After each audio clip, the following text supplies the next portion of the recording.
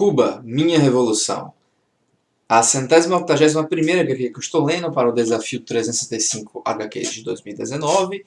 E essa é uma obra do selo Vértigo, uma obra bem diferente do selo Vértigo, já que eu não me lembro deles terem publicado obras semelhantes, e foi uma obra que me deixou com sentimentos mistos. A autora, a Inverna Lopes, escreveu essa HQ com o intuito de ser uma obra semi-biográfica, usando uma personagem fictícia, que é a Sônia, mas completamente baseada nela, e usando isso para contar como foi a experiência dela com a Revolução Cubana. E eu, o que eu digo que é difícil falar é porque eu não achei a HQ tão boa. E por causa da meu posicionamento à esquerda, eu fico com medo disso ser puramente por viés ideológico, mas eu acredito que não é. O lance aqui é o seguinte: a HQ começa quando a Sônia tem 17 anos, logo quando, no dia, na verdade, em que a Revolução de fato consegue tomar o poder. E ela, e muitas pessoas do povo cubano, a HQ mostra isso, que eram a favor da Revolução que estava sendo liderada por Fidel, e tinham várias esperanças e anseios em relação à Revolução, eram completamente a favor dessa Revolução. E logo quando eles tomam o poder, ela ingressa à milícia cubana para servir. Ela quer servir como médica, atuar na Revolução Comunista. Na Revolução, na verdade, se não me engano, a proposta era ser uma revolução socialista. Eles não tinham. Ela chega até a comentar muito brevemente que eles não tinham uma proposta de fazer uma política igual à da Rússia, que era na época. E a personagem vai vivendo a partir daí, vendo várias coisas brutais ou ruins que vão acontecendo em Cuba. Ela é bastante fiel ao partido, que na verdade eu acho que eu usar a expressão partido talvez seja uma expressão errada, porque não se trata exatamente de um partido. Isso de o partido era como se falava na Rússia, que tinha um partido comunista de fato, e aqui eu acho que em Cuba não sei se tratava dessa forma. E ela sempre vai com essa bastante fiel, quase fanaticamente a favor do governo de Fidel. E, no entanto, ela passa por situações e sofre na pele o que um governo um governo autoritário pode fazer. Ela chega a ser torturada por causa de um símbolo que ela estava usando, que foi dado a ela por um soldado inimigo que ela estava cuidando. Eles acreditam que isso era um símbolo de que ela era uma agente infiltrada dos Estados Unidos, e ela passa por torturas tensas, fica enjaulada, jogam água quente, jogam água fria nela, deixam ela com fome, passa vários dias, fica quase louca, sofre pra caralho, eletrocutada, torturada, e ela assim, não, eu só quero servir a pátria, eu só quero servir a pátria, e fica nisso até que o pai dela consegue tirar ela de lá. E mas ainda assim a fé dela não se abala, ela acredita que foi um engano. Só que vai passando o tempo, vai passando os anos, se eu não me engano, ela fica bem uns 10 anos, dos 17 até quase os 30 lá em Cuba, e vai vendo as mudanças que vão acontecendo, as privações que o povo vai passando, e vai percebendo que o que está sendo implantado não é exatamente o que ela buscava, não é o que ela queria. E o que parece pesar bastante, muito mesmo para ela, é a perseguição que ela vê ocorrendo com homossexuais, com o amigo dela levado,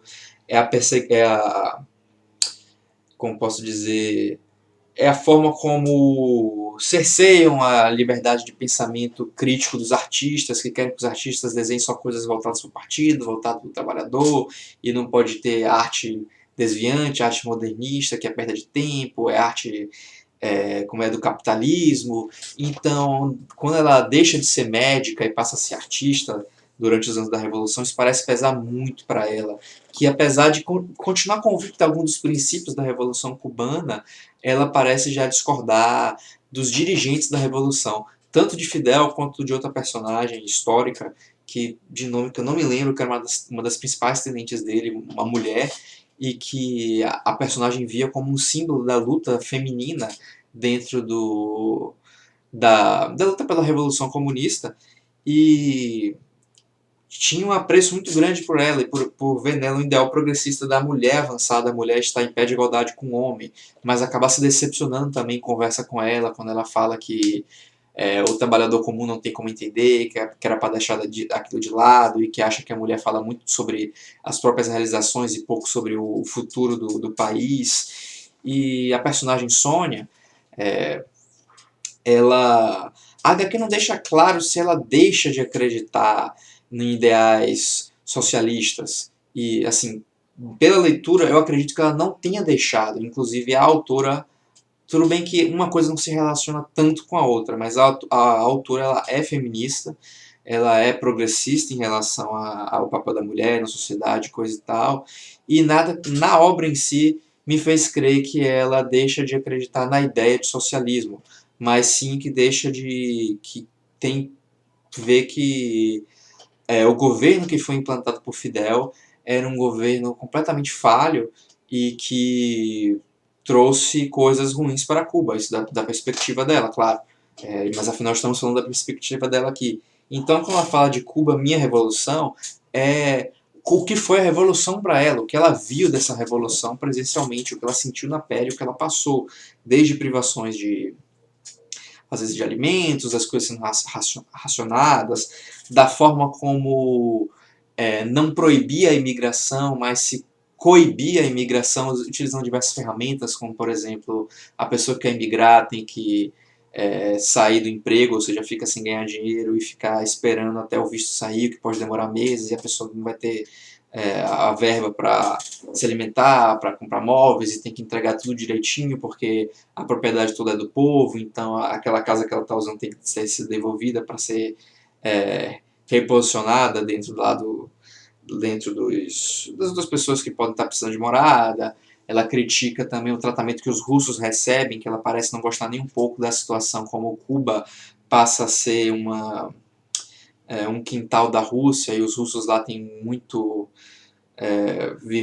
têm uma vida muito mais confortável que os próprios cubanos, que passam por bastante dificuldades, e em geral critica bastante tudo da organização do Fidel Castro de lá. A minha grande crítica a essa HQ é que, diferente do que acontece, por exemplo, em Persepolis, ela não tenta fazer contrapontos de mostrar a realidade a realidade complexa das coisas, do tipo, essa coisa, isso aqui aconteceu, a privação de alimento aconteceu, porque está acontecendo isso, isso e isso. A forma como ela coloca, privação de alimentos, racionamento, fica parecendo que tudo são imposições, que tudo são uma ingerência, digamos, uma vilania cometida pelo governo e não algo que teve consequências políticas e econômicas da situação, da próprio movimento de revolução, da relação com os outros países.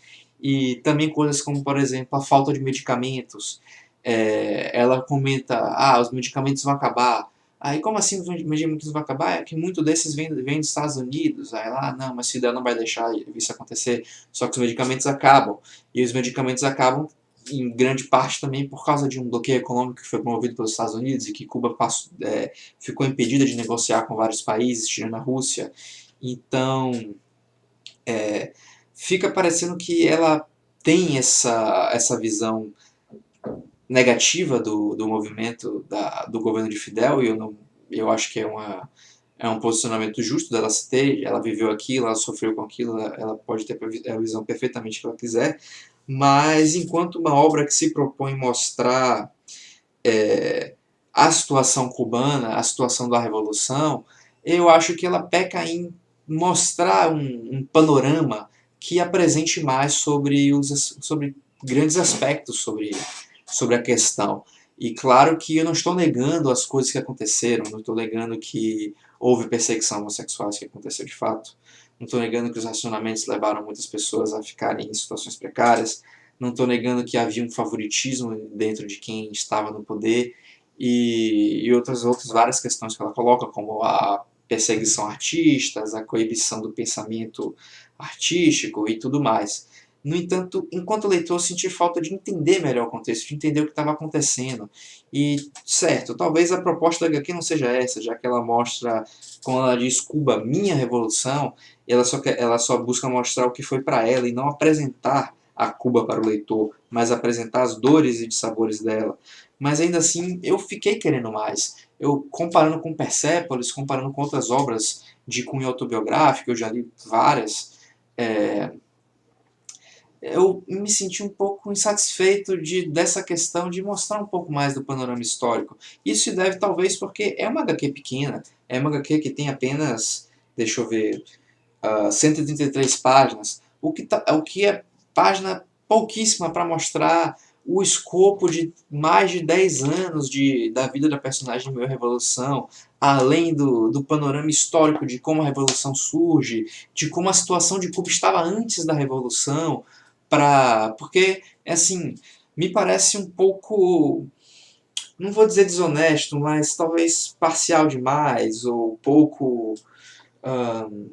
de pouco esmero você querer mostrar todas as críticas da Cuba Minha Revolução, mas não mostrar o anterior revolução, que fez com que a revolução acontecesse e fosse considerada necessária para vários cubanos que apoiaram o acontecimento dela, inclusive muitos cubanos que não eram comunistas e socialistas, mas também liberais e religiosos que estavam contra o governo anterior, que era basicamente uma máfia do cara lá que também era bastante autoritário, mas que transformava Cuba num bordel para os americanos. E uma coisa que me deixou muito. Que ler essa HQ me deixou com vontade de fazer foi pesquisar mais sobre a Revolução Cubana. E eu até procurei e vi aqui um livro, para quem chegar até esse minuto 10, 11, 12 do vídeo tiver interesse. O livro é A Revolução Cubana, de Luiz Fernando Ayerbe. Parece que faz parte de uma série de livros sobre revoluções do século XX. E eu me interessei pela ideia da série. E eu pretendo estar comprando esse livro da Revolução Cubana. Não devo fazer resenha aqui dele, embora eu queira fazer resenha de livros aqui também, porque eu acho que é uma área mais especializada, né, de história, da qual eu não tenho muito conhecimento acadêmico, então talvez eu fosse falar mais.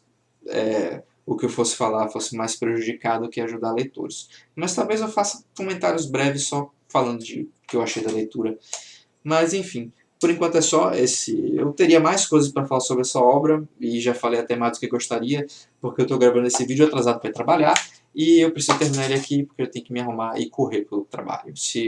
Espero que ninguém nem PQ esteja vendo esse vídeo. E é isso, até a próxima. Falou, galera. Eu vou voltar no próximo vídeo com Fate Stay Night 18.